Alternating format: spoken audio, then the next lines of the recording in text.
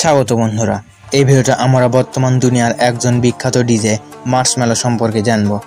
আপনারা অনেকেই হয়তো জানেন যে ইডিএম অথবা ইলেকট্রনিক ডান্স মিউজিক অর্থাৎ কম্পিউটারের বিভিন্ন সফটওয়্যার ও ইলেকট্রনিক যন্ত্রপাতিতে তৈরি মিউজিক এর জনপ্রিয়তা এতটাই বৃদ্ধি পেয়েছে যে বর্তমানে ট্রেডিশনাল মিউজিক ছাড়া সকল মিউজিক এরকম যন্ত্রপাতিতে তৈরি হচ্ছে।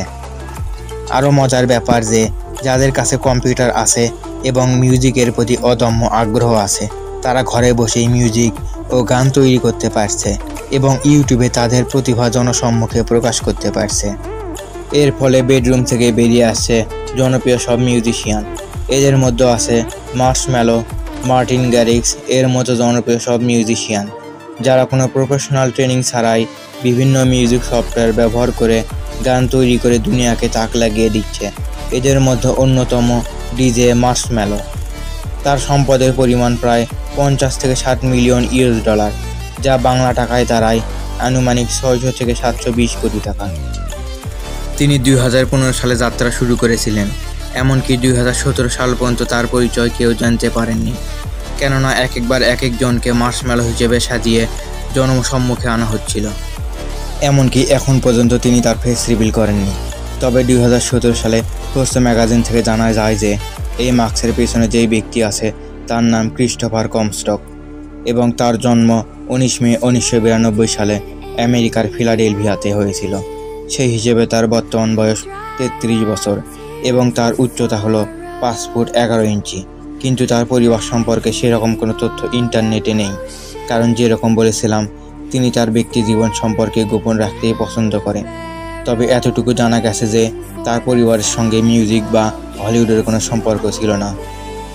তবে তার বড় ভাই টুকটাক গিটার চালাতেন এবং তার কাছ থেকে মিউজিকের প্রতি আগ্রহ জন্মেছিল তার, এবং এরপর তিনি কম্পিউটারের মিউজিক সফটওয়্যার এবং বিভিন্ন সাউন্ড মিক্সিং এর ব্যবহার নিজেই শেখেন ইউটিউবের টিউটোরিয়াল দেখে। তবে প্রথমে তিনি বিভিন্ন গানকে ডিজে করতেন, এরপর সফটওয়্যারের মাধ্যমে নিজেই মিউজিক কম্পোজ করা শেখেন। এরপর 2015 সালের মার্চ মাসে তিনি সর্বপ্রথম তার তৈরি মিউজিক সাউন্ড ক্লাউডে আপলোড করেন এবং তার তৈরি প্রথম মিউজিকটি ছিল ওয়াভস। সাউন্ড ক্লাউডে এই মিউজিকটি ব্যাপক জনপ্রিয়তা অর্জন করে। এর ফলে তার উপর নজর পড়ে আমেরিকার আরেক বড় ডিজে এবং ইলেকট্রনিক মিউজিক প্রডিউসার ফিলেক্সের, এবং তিনি তার সোশ্যাল মিডিয়াতে মার্শমেলোকে সাপোর্ট করেন। এর ফলে মার্শমেলোর আলাদা একটি পরিচিতি আসে এবং ওই সময়ে তিনি আমেরিকার বেশ কয়েকটি জায়গায় কনসাল্ট করার সুযোগ পান, এবং এটি হলো তার প্রথম দিকের কনসাল্টের ভিডিও, যেটি 2015 সালের নভেম্বর মাসে ইউটিউবে আপলোড করা হয়, এবং তিনি তখনও জানতেন না যে তিনি এত বড় একজন স্টার হবেন।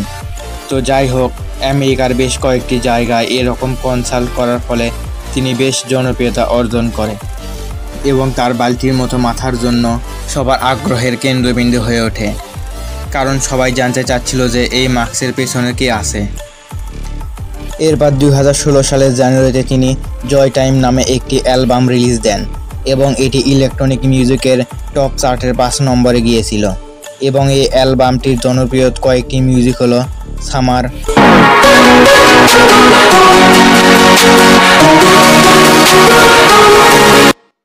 Keep it মিলো,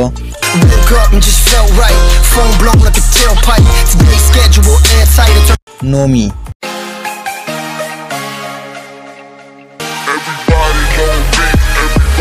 Joy time album মোটামুটি ভালো করলেও মার্শমেলোর দুনিয়াব্যাপী জনপ্রিয়তা আসে মূলত 2016 সালের জানুয়ারিতে রিলিজ হওয়া অ্যালোন মিউজিকের মাধ্যমে, এবং এই মিউজিকটি এখন পর্যন্ত 2.6 বিলিয়ন বার ভিউ পেয়েছে ইউটিউবে।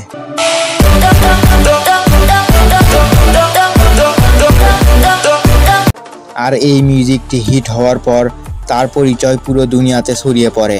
এরপর 2016 সালেই তিনি ইন্ডিয়া, চায়না, দক্ষিণ কোরিয়া এবং প্যারাগুয়েতে ওয়ার্ল্ড ট্যুর কনসাল্ট করেন, এবং 1 বছরের ব্যবধানে মার্শমেলো এত দ্রুত এত কিছু অ্যাচিভ করে ফেলে যা খুবই অবিশ্বাস্য ছিল। তখন পর্যন্ত মার্শমেলোর চেহারা কেউ দেখেননি।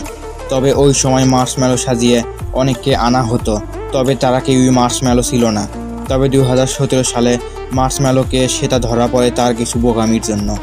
প্রথমত আরেক জনপ্রিয় ডিজে রেড মাউসকোকে টুইটারে বাস্কেটবল খেলার জন্য চ্যালেঞ্জ করে এর জবাবে ডেডমাউসকো ক্রিস্টোফার ডাকনাম.com বলে হাঁটাহাঁড়ি ভেঙে দেয়। এছাড়াও মার্শম্যালো টুইটারে আরেকটি ছবি আপলোড করেছিলেন যেখানে তার বাম পায়ের কিছু অংশ দেখা যায় আর সেখানে একটি ট্যাটুও দেখা গিয়েছিল। পরে ইন্টারনেটের গোয়েন্দারা ধরে ফেলে ক্রিস্টোফারের বাম পায়েও ওই ট্যাটু রয়েছে। এরপর জনপ্রিয় ডিজে ক্রিলেক্স 2017 সালের 19 মেতে মার্শম্যালোকে জন্মদিনের শুভেচ্ছা জানান, আর ক্রিস্টোফারের জন্মদিন ছিল 19 মে। আরেকটি বড় প্রমাণ ছিল জনপ্রিয় ফিল্ম প্রডিউসার ফিডমি বাল্টি মাথায় একটি ছবি আপলোড করেন, আর তার পেছনে আয়নায় দেখা যাচ্ছিল ক্রিস্টোফার ফোন হাতে ছবি তুলছে। পরে ফিডমি দ্রুত সেই ছবিটি ডিলিট করে দেয়, তবে যা হওয়ার তা হয়ে গিয়েছিল। এছাড়াও ভারতীয় নায়িকা উর্বশীও মার্শম্যালো এর গোপনীয়তার তথ্য ফাঁস করে দেন। 2017 সালে মার্শম্যালো এর বলিউড ট্যুরের সময় উর্বশী ফেসবুকে একটি ছবি আপলোড করেন, যে ছবিতে ক্রিস্টোফারকে দেখা যায়, এবং উর্বশী সেই ছবিটি ফেসবুকে আপলোড দেন এবং মার্শম্যালোকে হ্যাশট্যাগ করেন। পরে ভুল বুঝতে পেরে অবশ্য ছবিটি ডিলিট করেছিল, তবে ততক্ষণে মার্শম্যালো যে ক্রিস্টোফার তার সত্যতা প্রকাশ পায়। অবশেষে 2017 সালে সব কিছুর অবসান ঘটিয়ে ফোর্বস ম্যাগাজিন প্রকাশ করেন যে ক্রিস্টোফারই মার্শম্যালো। তবে এখন পর্যন্ত মার্শম্যালো অফিসিয়ালি ফেস রিভিল করেননি বা স্বীকারোক্তি দেননি যে তিনি মার্শম্যালো অথবা মার্শম্যালো ক্রিস্টোফার। তবে 2017 সালে মার্শম্যালো আমেরিকা সহ পুরো দুনিয়াতে একজন জনপ্রিয় ডিজে হিসেবে পরিচিতি অর্জন করে, কিন্তু তখনও তার আরও চমক দেখানো বাকি ছিল, কারণ তিনি তখন পর্যন্ত হলিউডের কোনো প্রতিষ্ঠিত সিঙ্গারদের সাথে কাজ করেননি। তো 2017 সালের অক্টোবরে তিনি খালিদের সাথে সাইলেন্ট গানটি রিলিজ দেন।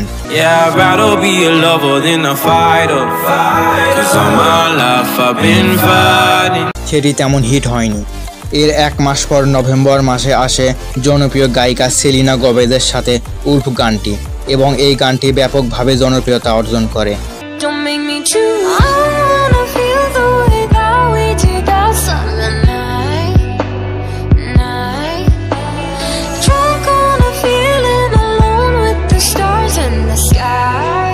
এরপর 2018 সালের ফেব্রুয়ারি মাসে তার দুইটি গান আসে, একটি লিল পিপের সাথে স্পটলাইট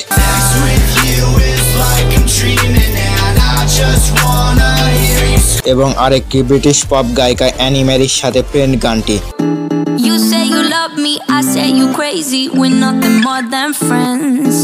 এই দুটি গানই ব্যাপক পরিমাণে জনপ্রিয়তা অর্জন করে। এরপর ওই বছর মার্শম্যালো তার জয় টাইম 2 অ্যালবাম রিলিজ দেন, আর 2019 সালে ভারতে এসে শাহরুখ প্রীতমের সাথে ভিভো গানটি উপহার দিয়ে ভারতেও তার জনপ্রিয়তা আরও শক্তপোক্ত করে নেয়।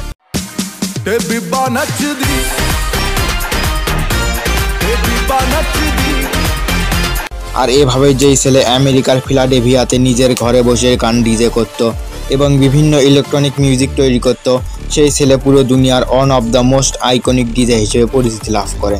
যাই হোক, মার্শম্যালো 2015 সালে ফার্স্ট মিউজিক ক্রাউডে আপলোড দিয়েছিলেন আর এপ্রিল মাসে ইউটিউব চ্যানেল খুলেছিলেন, কিন্তু তার মাত্র 2 বছর পর 2017 সালের মধ্যে $10 মিলিয়ন বা 85 কোটি টাকার বিশাল সম্পত্তি অর্জন করেন। এরপর 2018 সালে 1 বছরের মধ্যে তার সম্পদের পরিমাণ গিয়ে দাঁড়ায় $21 মিলিয়ন, আর বর্তমান 2025 সালে তার সম্পদের পরিমাণ প্রায় $60 মিলিয়ন। তো ভিডিও শেষ করার পূর্বে তার গাড়ির কালেকশন সম্পর্কে কিছু তথ্য জেনে নেওয়া যাক। মার্শম্যালো ছোটবেলা থেকে স্পোর্টস কারের ভক্ত ছিলেন, তবে মধ্যবিত্ত ঘরের সন্তান হওয়ায় তার শখ কখনো তিনি পূরণ করতে পারেননি। তবে তার এখন হিউজ টাকা আছে, তাই গাড়ির ব্যাপারে শখ পূরণ করতে তিনি কমতি রাখেন না।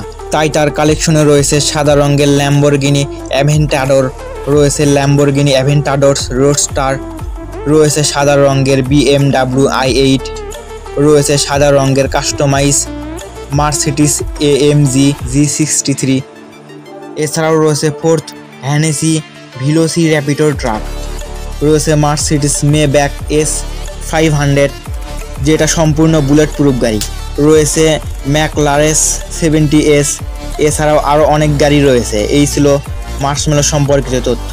যদি ভিডিওটি ভালো লাগে থাকে তাহলে চ্যানেলটি সাবস্ক্রাইব করে পাশে থাকা বেল আইকন বাটনটি ক্লিক করে দেবেন, যাতে সবার আগে ভিডিও আপনার কাছে পৌঁছায়। আর যদি ফেসবুক থেকে ভিডিওটি দেখে থাকেন তাহলে পেজটি ফলো করবেন।